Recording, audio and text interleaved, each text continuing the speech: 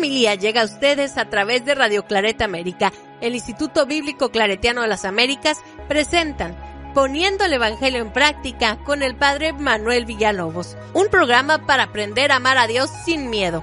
Iniciamos. Muy buenos días, hermanos y hermanas. Soy Manuel Villalobos Mendoza y qué alegría es compartir con ustedes la palabra de Dios. Recuerden que mi intención es solamente que cuando ustedes escuchen el Evangelio en la celebración eucarística, estas palabras les sirvan como un referente para darles el contexto histórico del Evangelio. Lamentablemente a veces en la homilía pues no se puede tornar en clase, ¿verdad? Porque tiene otra dinámica, pero este vacío es el que trato de sustituir, ¿verdad? Por eso es que trato de hacer este comentario. Gracias por seguirnos, gracias por sus comentarios, gracias por suscribirse a nuestra página y les invito a que se suscriban a nuestro programa de TikTok. Ya también hemos incursionado en ese medio. Y la verdad que estoy muy sorprendido. Tenemos toda una parte que se llama la Biblia, los chismes de la Biblia. Ya iba a decir la Biblia es un chisme, no. Los chismes de la Biblia. Y la verdad que estoy sorprendido. Dos TikTok de 1 minutito ya tienen como 7,000 vistas en un instante. Es increíble lo que hacen los medios de comunicación. Y bueno, desde esa plataforma quiero también mostrar o transmitir el mensaje de Jesús de una manera liberadora, de una manera que nos llene de paz, de amor y que nos enseñe a descubrir al Dios de la misericordia. Así que ya lo saben, entren a nuestra página, suscríbanse a nuestro TikTok y activen la campanita para darles más información de todo lo que estamos realizando para ustedes. Ya estamos en el domingo 10 de abril y con el domingo 10 de abril comenzamos nuestra Semana Mayor. Comenzamos a reflexionar, a meditar acerca de la muerte de Jesús. Comenzamos justamente con el Domingo de Ramos y la vamos a culminar con la resurrección. Así que vida, muerte y resurrección forman el centro de nuestra fe, ¿verdad? Pero antes de comenzar a adelantarnos o a celebrar la resurrección, tenemos que pasar por este trago amargo de la cruz. Y tenemos que confrontarnos con las siguientes preguntas. ¿Quién mató a Jesús? Si ustedes le preguntan a la gente, ¿quién mató a Jesús? Bueno, a lo mejor van a decir, mis pecados mataron a Jesús, o yo lo crucifico cada vez que peco. Y uno se pregunta, ¿cómo un acto que tú hagas tiene el efecto de crucificar a alguien del siglo I? Esta es una reflexión ya posterior, ¿verdad? Esta es una teología que se fue desarrollando poco a poco, especialmente con San Pablo, donde va a ver la muerte de Jesús como un acto de salvación, un acto de reconciliación. Bueno, pero antes de entrar o a reflexionar de que mis pecados matan a Jesús o lo crucifican, tenemos que contestar la pregunta desde un punto de vista histórico. ¿Quién mató a Jesús? ¿Quién es responsable de la muerte del Hijo de Dios? ¿Y cómo es que esta muerte fue capaz de transformar y de cambiar la historia de la humanidad? Y lo más importante también es contestar la pregunta, ¿por qué lo mataron? ¿Quién mató a Jesús? Tiene que ir unido con la pregunta, ¿por qué lo mataron? ¿Qué fue lo que hizo? Porque a veces se nos olvida. Fíjense ustedes solamente para ver lo poquito que nosotros aprendemos a veces en las profesiones de fe, en el credo, ¿verdad? Creemos en que Jesús murió, fue sepultado y resucitó al tercer día según las Escrituras y está sentado a la derecha del Padre y de nuevo va a venir con gloria para juzgar a vivos y muertos. Solamente se enumera prácticamente la vida, la muerte, la cruz, el sepulcro y la resurrección. Pero se privan o nos privan del Jesús que hace milagros, del Jesús que anuncia el reino, del Jesús que cura a los leprosos, del Jesús que multiplica panes.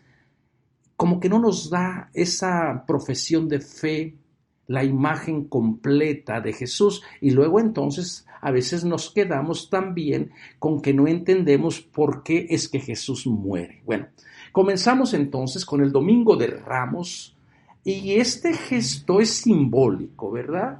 Jesús entra a Jerusalén. Recuerden que para Lucas Jerusalén es el lugar donde va a concluir todo y va a comenzar todo de alguna manera. Será en Jerusalén donde la ciudad se vuelve asesina, mata a los profetas, en aquel dicho de Jesús: Jerusalén, Jerusalén, que matas a los profetas y a la gente que te es enviada.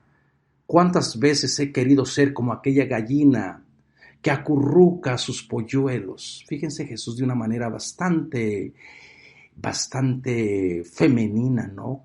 Comparándose con una gallina para cuidar a sus polluelos, pero dice que Jerusalén se vuelve asesina. Entonces para Lucas, Jerusalén es el centro de la misión desde el capítulo 9, desde el capítulo 9 del Evangelio prácticamente hasta que termina el Evangelio. Jerusalén es el objetivo. Después va a ser en Jerusalén donde la resurrección y el encuentro con el resucitado va a tener lugar. Bueno, Jesús entra a Jerusalén oficialmente, la gente lo recibe con gran gozo, con gran alegría, extienden sus mantos, mueven las manos con sus palmas y los niños cantan: Hosana, bendito el que viene, al Hijo de David. Le dan títulos honoríficos, y este gesto demuestra qué tipo de rey la gente espera. Espera un tipo de rey de corte davídico, un tipo de rey que los libre de la esclavitud del pueblo romano, y un tipo de reinado donde se establezca nuevamente a Israel. Y este Israel sea quien vaya a dirigir la vida y el destino de los otros pueblos. Y por eso es que lo reciben con esos títulos y con esos gestos, ¿verdad? Como si se recibiera al mismo David. Recuerden que David es la figura central para el pueblo de Israel. Sin embargo, el hecho de que Jesús entre montado en un burro les está diciendo que su reino no es de tipo David, que él no pretende ser otro David que les va a conquistar tierras, que va a expulsar a los romanos y que les va a entregar otra vez el reino para constituir un nuevo pueblo. Jesús no quiere ese tipo de reinado porque sabe que al final esos reinados terminan oprimiendo, gobernando a otra gente. Entonces la gente probablemente se va a desilusionar porque lo reciben muy bien, y esta gente, después que Jesús no cumple sus expectativas, va a ser la misma gente que va a estar diciendo: crucifícalo, crucifícalo. Ese tipo de reinado no convence, ese tipo de Mesías no es atractivo. Un Mesías crucificado, un Mesías que no tiene poder, un Mesías que se solidariza con toda la gente indeseada, ¿a quién le va a gustar? Pero ese es el misterio de la cruz. Esas son las buenas noticias, que detrás de ese Mesías humillado, crucificado, está el poder de Dios. Así que, hermanos y hermanas, yo creo que sería bueno reflexionar también qué tipo de Mesías tú esperas o qué tipo de Jesús tú quieres. Si tú quieres a un Jesús poderoso, a un Jesús que sea violento, a un Jesús que destruya al pecador, pues a lo mejor te va a desilusionar, porque este Jesús parece que su idea era de dar la bienvenida a la gente, de curar, de sanar, de predicar un reino alternativo, ¿verdad? Bueno, entonces la gente se quedó desilusionada probablemente de ese Mesías que no llenó sus expectativas. Y ustedes lo pueden ver también en Lucas, ¿verdad? Como la pareja de Emaús se separa del grupo de Jerusalén y van a ese pueblo. ¿Por qué? Porque Jesús no llenó su expectativa. Nosotros creíamos que él iba a ser el Mesías, el rey davídico, el que nos iba otra vez a poner en lo alto. Y miran cómo terminó. Terminó clavado en una cruz, desnudo, a la vista de todo mundo, violentado en el silencio de Dios. Y ese tipo de Mesías, pues como les digo, como que no es muy atractivo, ¿verdad? Entonces, ¿quién mató a Jesús. ¿Y por qué lo mataron? La gente inocentemente cree que todos los evangelios se escribieron en el orden que nosotros los tenemos en nuestra Biblia. La gente como que regularmente no se pone a pensar cómo es que los evangelios esas historias llegaron a acomodarse, ¿verdad? Porque esas historias, primero de ser historias impresas o escritas en un papel, primero fueron historias proclamadas, primero fueron historias que se fueron compartiendo por medio de la palabra, la tradición oral. Toda la gente que conoció, que vio a Jesús, que comió con Jesús, que supo cómo terminó Jesús, comenzaron a compartir desde su propia experiencia esas vivencias. No había necesidad de escribir absolutamente nada.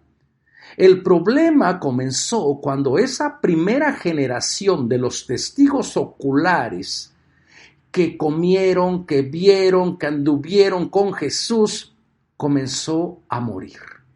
Entonces, se vieron en la necesidad de ir transmitiendo y de poner por escrito esas enseñanzas que recibieron de las personas que conocieron a Jesús. Y lo primero que se pone por escrito es todo lo que tiene que ver con la muerte, la cruz y la resurrección de Jesús. Todos los eventos que tienen que ver, como les digo, con la historia de la pasión, los dichos de Jesús de que voy a Jerusalén, el Hijo del Hombre va a ser entregado, lo van a matar las autoridades, pero va a resucitar al tercer día. Todo eso fue lo primero que se escribió. Y después de eso se fue llenando vamos a llamarle así, todo el rompecabezas para reconstruir el ministerio de Jesús. Les pongo un ejemplo. En México, me imagino que también en algunos países de Latinoamérica, cuando alguien muere, la gente se reúne en torno a la persona fallecida, se comparten las vivencias, comienza la gente a hablar de la persona muerta. Y la gente dice, bueno, yo hablo de lo que hizo en vida, yo no hablo con los muertos. Ya cuando está muerto, como que la persona se hace buena, a la persona se le perdonan los pecados, a la persona se hace una santa, aunque en la vida fue, bueno, ¿para qué decimos malas palabras?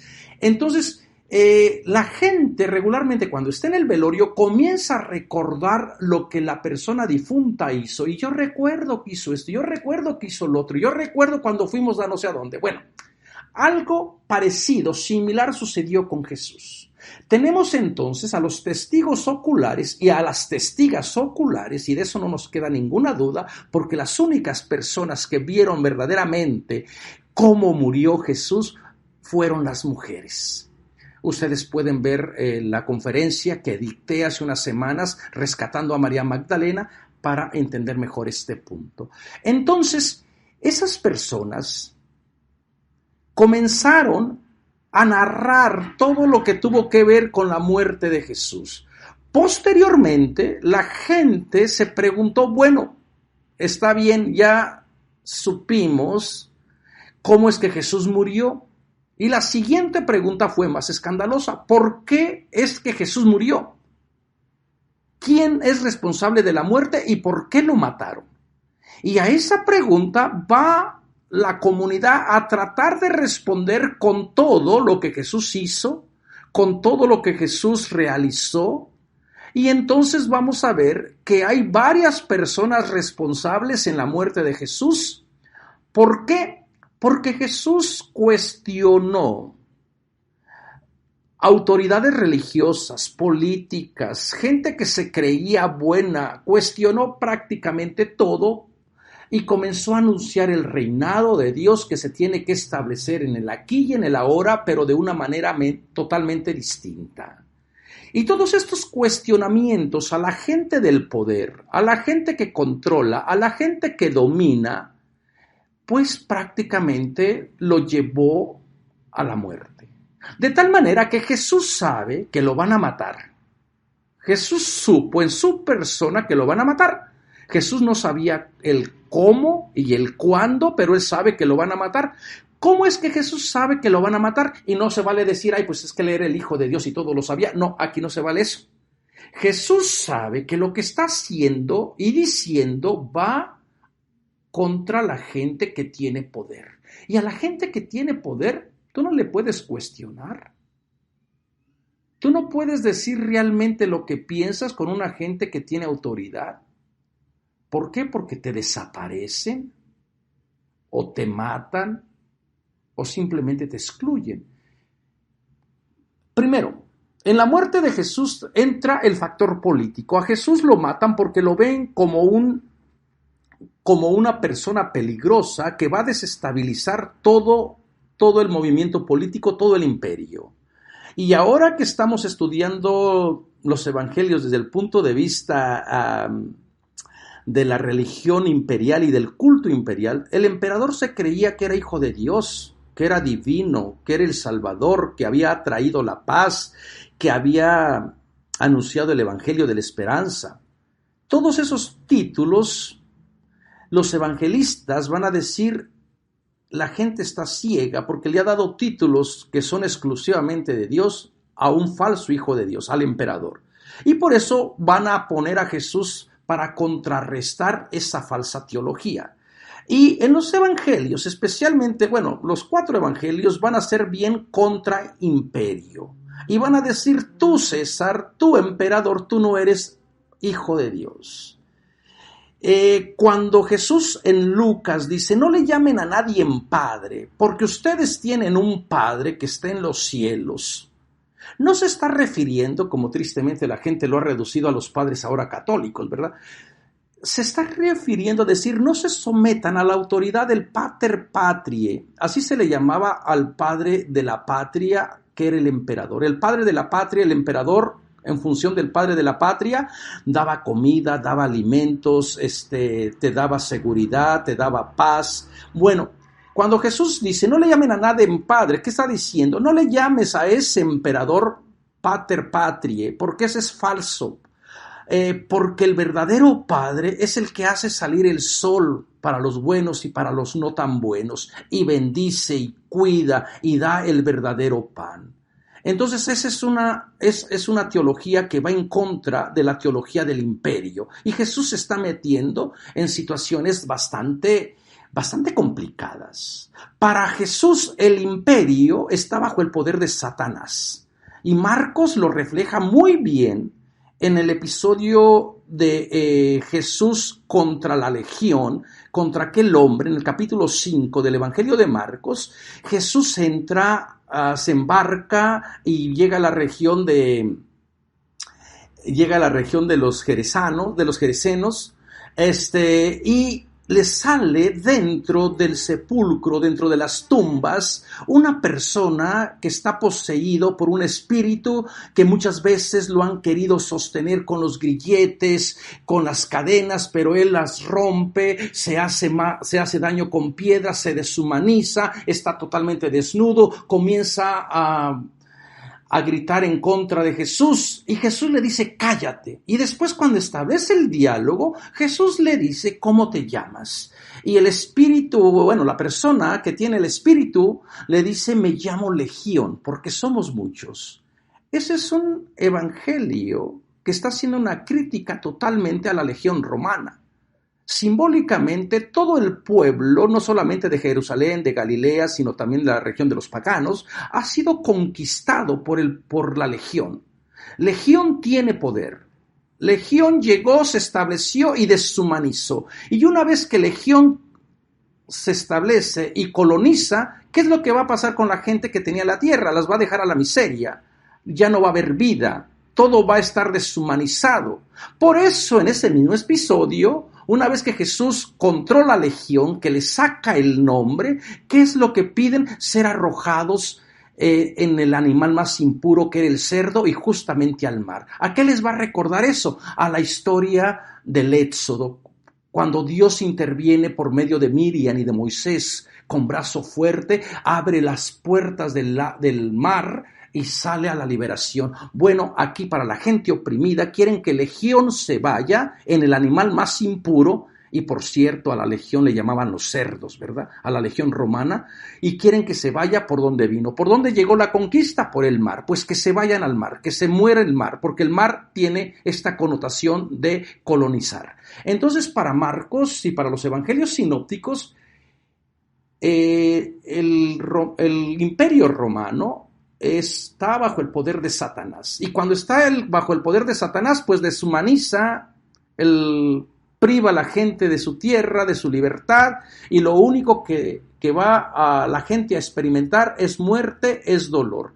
Pero una vez que se vaya legión, una vez que Jesús deshumaniza o Jesús denuncia a esas estructuras del poder, pues Roma, no crean que se va a quedar con los brazos cruzados, ¿verdad? Por eso cuando Jesús también dice en el Evangelio de Juan que mi reino no es de este mundo, el mundo es el mundo de Roma.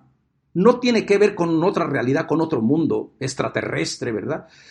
La propuesta de Jesús no es la propuesta de Roma, que se organiza de una manera jerárquica, de una manera racista, de una manera donde hay primeros y hay últimos. El reinado de Jesús es un reinado de marginados, de impuros, de pecadores, de mujeres, de leprosos.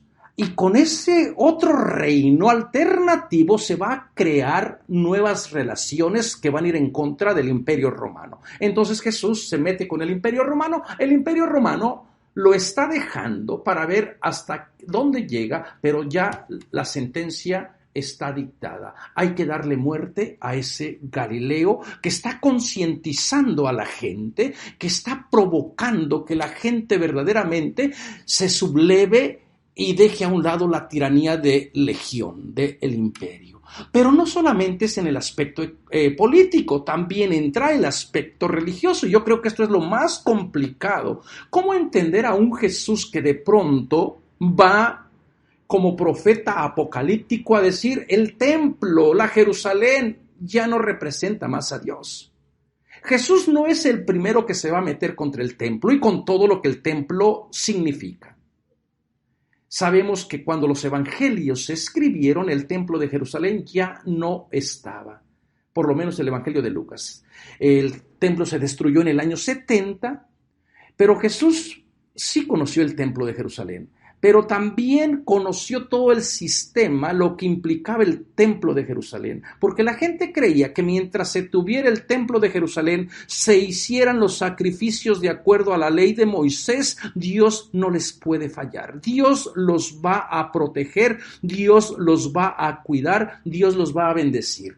Tú encárgate de la liturgia, del humo, de los vestidos ostentosos, de las plegarias interminables, y verdaderamente vas a tener la protección de Dios. Pues un día Jesús, movido por el Espíritu de Dios, dice: ustedes que están multiplicando sus plegarias y que con tanto rezo y que con tanto esto, ¿ustedes creen que son mejores que la otra gente? Ciertamente no. Y en una ocasión que Jesús va al templo, comienza a echarlo a todo mundo, a volcar la mesa de los cambistas. Y bueno, ese gesto llamó mucho la atención para la gente religiosa, para la gente que controla a Dios, para los servidores de ese Dios que se ha convertido en un ídolo, porque dejaron de adorar al verdadero Dios, al Dios que quiere que su lugar sea verdaderamente casa de oración para todas las naciones. Y en ese culto al templo, donde se convirtió la idolatría más grande, donde Dios, el Dios de todas las naciones, se hace un ídolo de dinero, se cambia y se sustituye por otras divinidades. Y Jesús parece que hace este gesto de la misma manera que lo habían hecho anteriormente los profetas. Bueno, entre ellos tenemos a Jeremías, ¿verdad? Y en el capítulo 7 de Jeremías, en el capítulo 21, donde Dios le dice: párate enfrente del templo, y comienza a predicar. Y comienza Jeremías con esas palabras proféticas: escuchen todos ustedes que pasan sobre este templo, golpeándose y diciendo: templo del Señor es este, templo del Señor es este, templo del Señor es este. Si no se arrepienten, si no practican justicia, ciertamente se van a ir al exilio. Pero las palabras de Jeremías cayeron en oídos sordos y se fueron al exilio, porque tenían la falsa seguridad de que Dios los protegía con su templo. Ezequiel es otro también que va a tener una sentencia fuerte contra el templo, ¿verdad? Siendo sacerdote, ve cómo la gloria de Dios abandona el templo. Dios no puede estar en un lugar donde hay injusticia, asesinatos, muerte. Y luego viene Jesús, que no es sacerdote, que es una persona laica, que es una persona campesina, inspirada por el Espíritu de Dios, y les dice, ese templo ya no puede representar a Dios. ¿Por qué? Porque se excluye a sus pobres, a sus marginados, a sus impuros, a las mujeres. Y un templo que excluya a una persona no puede ser el templo de Dios. Y esto vale hasta el día de hoy. Una religión que excluya a los grupos minoritarios no puede representar a Dios. Una religión que se cree con el poder de controlar a Dios, de decir quién es bueno, quién es malo, pues se tendría que cuestionar si realmente representa a Dios o representa los miedos de sus dirigentes. Y bueno, en el caso de Jesús, los fariseos, los escribas, los doctores de la ley, no le perdonaron. Se las fueron guardando poco a poco hasta llegar el momento clave. Entonces, Jesús entra en problemas con toda la gente, pero también entra en problemas con la manera de entender la ley. Recuerden que Dios había regalado la ley como una bendición, como un acto de gratuidad al pueblo para saber qué hacer, qué no hacer, cómo comportarse, cómo dirigirse. La ley tenía que ser el sentido de la vida, de la alegría. La ley tenía que dar este sentido de esperanza, de liberación. Lamentablemente, con las 613 leyes que tenía el pueblo de Israel, se olvidaron del dador de la ley, y la ley, que era un medio para llegar a Dios, para saber cómo convivir como hermano y como hermana, se volvió en el fin. Y cuando la ley se vuelve en el fin, pues entonces también se aniquila a Dios. Y es necesario que Jesús venga. Jesús, como judío, vivió como judío y murió como judío. Jesús no quiso fundar ninguna religión. Jesús y su movimiento tienen que entenderse dentro de una propuesta a la manera de aquella época. Jesús no tenía la intención de decir, vengan a seguirme a mí. Jesús viene con una propuesta de que su reino tiene que ser más justo, y entonces comienza a retar también la manera de entender la ley. ¿Por qué? Porque la ley que dominaba en su época dividía entre los puros y los impuros, entre los que sí pueden conservar la pureza y no se han mezclado por su sangre, no se han contaminado por ciertas actividades, y los impuros, que lamentablemente era la inmensa mayoría. Entonces, todos esos impuros, que no tienen nada que ver con cuestiones de sexualidad o de pecado, ¿verdad?, sino simplemente con la manera de organizar la sociedad, tiempo, lugares. La pureza es orden. Todos los que viven en orden son los buenos. Todos los que están en desorden, pues son personas de segunda clase. Y bueno, todos los impuros también luego se les vendió la idea de que eran impuros, luego entonces estaban empecatados, luego entonces estaban enfermos, leprosos, ciegos, cojos, lisiados, paralíticos, atrofiados. ¿Y qué es lo que hicieron de aquellas personas? En vez de experimentar el amor de la ley que iba a dar vida, la ley se volvió su enemiga.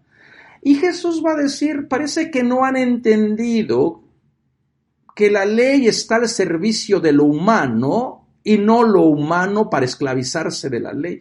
Ojalá y entendiéramos esto, porque todavía nos movemos con estos sistemas judiciales que no nos dejan experimentar la misericordia de Dios. Todavía nos movemos con este sistema de premio-castigo, ¿verdad? Todavía no hemos entendido que pesa más el amor, la misericordia de Dios que nuestras propias flaquezas. Y entonces, al cuestionar Jesús la ley, al cuestionar el sistema de pureza, pues también abrió nuevas posibilidades para otros grupos de personas que habían sido olvidadas, ¿verdad? Entre ellos tenemos a los pecadores públicos, gente de muy dudosa reputación, a las prostitutas. Ustedes se pueden imaginar un rabino comiendo con prostitutas. Por allí les acabo de poner un TikTok diciéndoles que en la genealogía de Jesús había una prostituta. Su nombre es Rahab. Y con eso los evangelistas querían decir que en el movimiento de Jesús las prostitutas también son incluidas o son hijas de Dios. Incluso van a ser puestas como modelo de justicia en el Evangelio de Mateo, ¿verdad? Si su justicia no es mayor que la de los escribas y de los fariseos, ciertamente las prostitutas les llevan el primer lugar. Entonces el hecho de que Jesús comiera con pecadores, con prostitutas, con mujeres impuras, se dejara tocar por gente que tiene flujo de sangre, o dejarse tocar y tocar al leproso, seguramente que eso escandalizó a toda la gente que estaba obsesionada por la ley. Y desde el punto de vista, pues eso no es de Dios. Jesús no puede venir de Dios porque su actuar demuestra lo contrario. No tiene respeto por esas leyes tan sagradas, por esas instituciones que han permanecido por siglos, ¿verdad?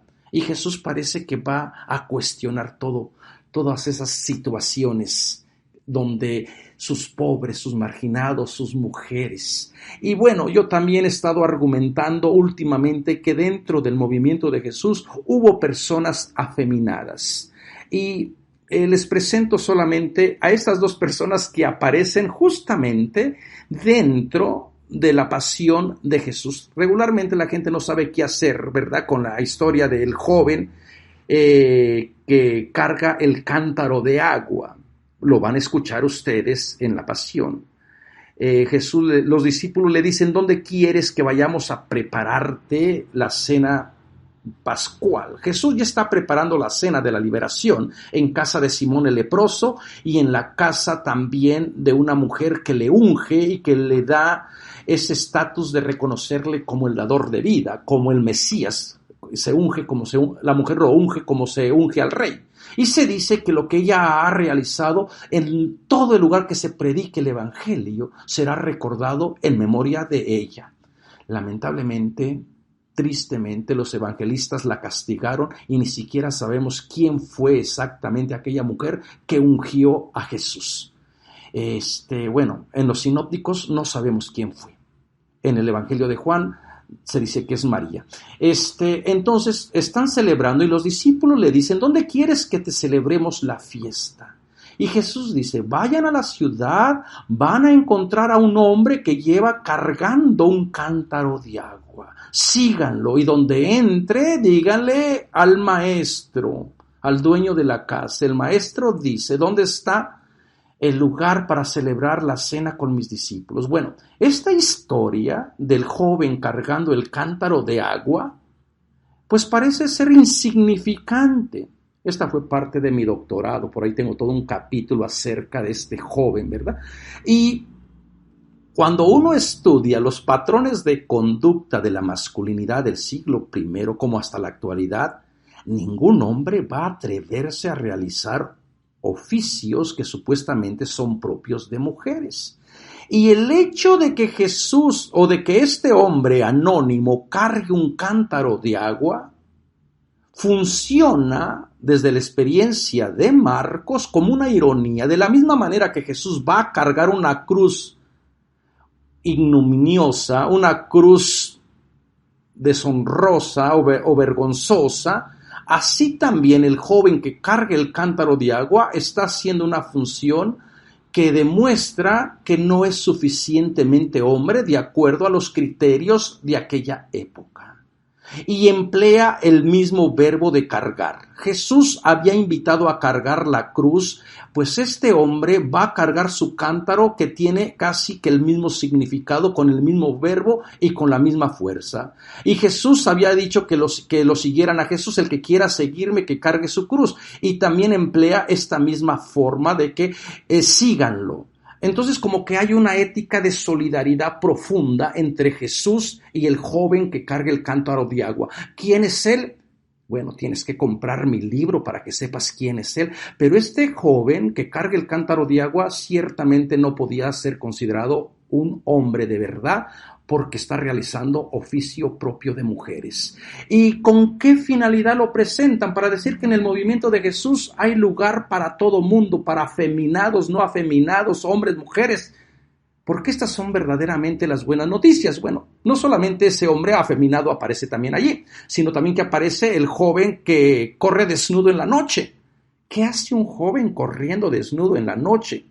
En el arresto de Jesús, eso lo dice Marcos, ¿verdad? Bueno, entonces todas esas compañías, todos estos amigos y amigas de Jesús de muy dudosa reputación, cuestionan orden, cuestionan pureza, cuestionan el status quo y desmantelan jerarquías. Y claro, a la gente que le gusta tener poder, que le gustan jerarquías, que le gustan primeros lugares, sus comidas de Jesús, que no busca primeros lugares.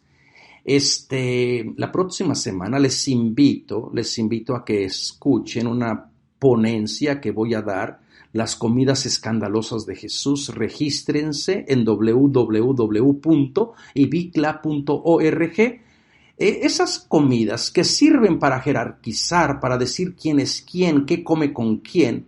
Las comidas de Jesús son abiertas. No hay primeros, no hay últimos. Todo mundo puede comer, puros e impuros, gentiles, no gentiles. Y esto crea caos desde la gente que está acostumbrada al orden, ¿verdad?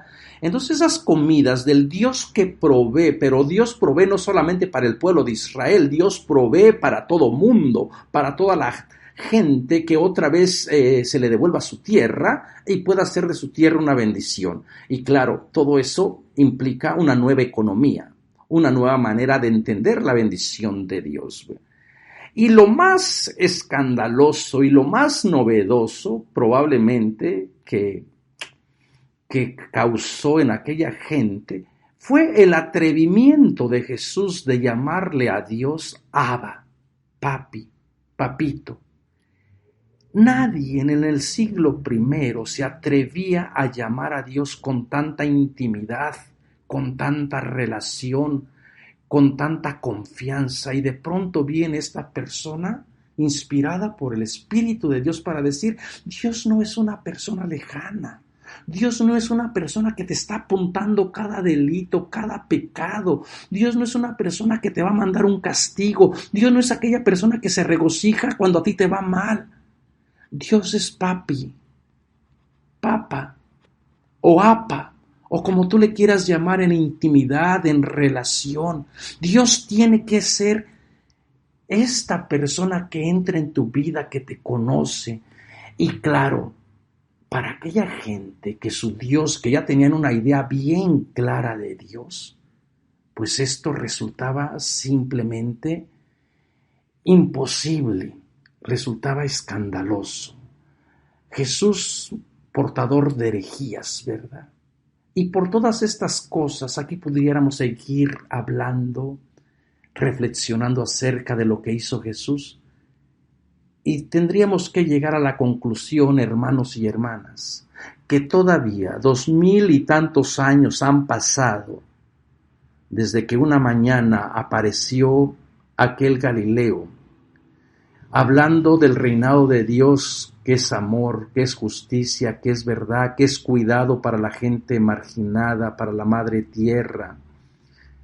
Y todavía no hemos puesto en práctica ni el 5% de su mensaje, porque nos organizamos y nos reunimos otra vez en una iglesia donde hay primeros y donde hay últimos, donde hay gente buena que sí puede comulgar y hay muchísima gente que no puede comulgar, y ahora se han inventado eso que de la comunión espiritual.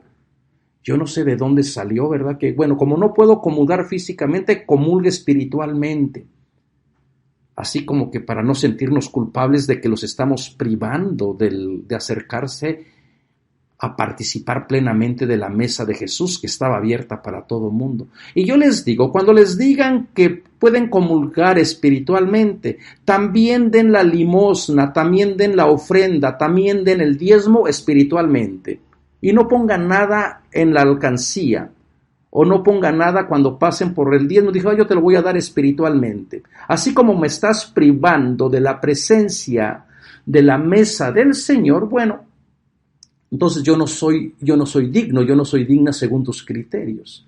Por eso les estoy diciendo que si tomamos en serio de verdad el Evangelio de Jesús, su muerte, su clavada en cruz, tenemos que llegar a la conclusión de que le hemos fallado, que no nos hemos organizado o que no hemos hecho comunidad como Él quería, porque todavía hay mujeres que las seguimos viendo como objeto. Las minorías sexuales ni siquiera pueden participar dignamente, no se pueden bendecir el amor que la gente se pueda profesar. Irónicamente se bendice el carro, se bendicen animales, se bendicen objetos, pero no se puede bendecir el amor de dos personas que juran delante de Dios cuidarse, quererse y amarse. Le hemos fallado también a la Madre Tierra, no la cuidamos, le estamos explotando. Le estamos contaminando. No hemos escuchado el grito de la madre naturaleza que nos dice, basta ya de contaminarme. No hemos cuidado nuestra casa común. No hemos protegido la vida de los animales porque pensamos que los animales están todo en función a nuestro entretenimiento. Y si siguiéramos, hermanos y hermanas, tendríamos que reconocernos en esta Semana Santa culpables de no haber puesto en práctica el mensaje de la justicia, de la verdad.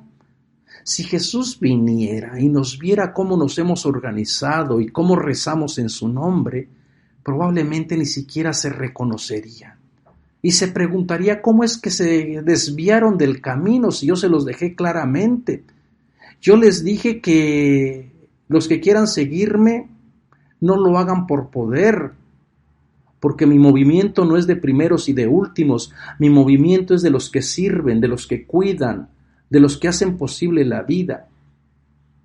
¿Cómo es posible que todavía a la mujer no se le permitan las órdenes sagradas cuando yo admití a mujeres a que fueran parte de mi grupo? Ellas me siguieron fielmente hasta la cruz, vieron cómo me crucificaron, vieron dónde me pusieron y ellas fueron las primeras testigas de la resurrección.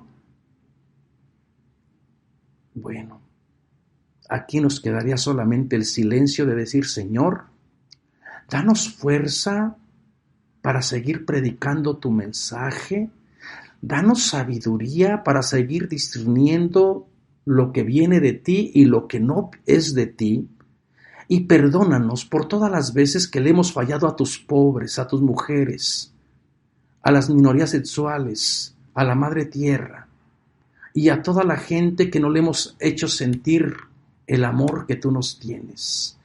Así que, hermanos y hermanas, que esta reflexión y este inicio de Semana Santa nos ayude a ver la muerte de Jesús no como un acontecimiento del pasado, sino que nos ayude a entender que su muerte sigue teniendo consecuencias de justicia, de verdad, y nos sigue invitando para hacer un mundo más mejor, un mundo donde todo mundo pueda celebrar al Dios de la vida, donde no se excluya a nadie y donde podamos, como hermanos y hermanas, cuidar de la casa común. Muchísimas gracias, que tengan una muy buena Semana Santa y desde ya felices Pascuas de Resurrección. Los invitamos a escuchar más programas de crecimiento espiritual y emocional en radioclaretaamerica.com y a seguir en YouTube a la Escuela Bíblica Claretiana de las Américas. Visite ibicla.org.